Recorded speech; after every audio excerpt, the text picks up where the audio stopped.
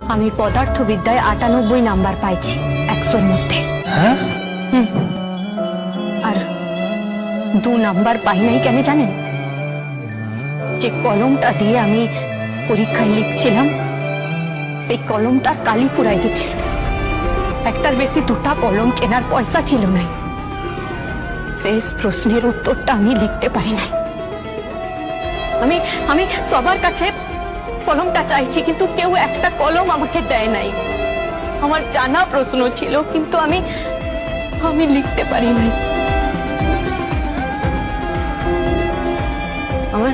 আমার 2টা নাম্বার কাটা গেছে।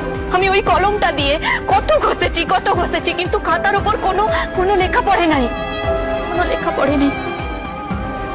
আমি শেষ প্রশ্নের উত্তরটা দিতে পারি নাই। আমি তার জন্য 98 পাইছি।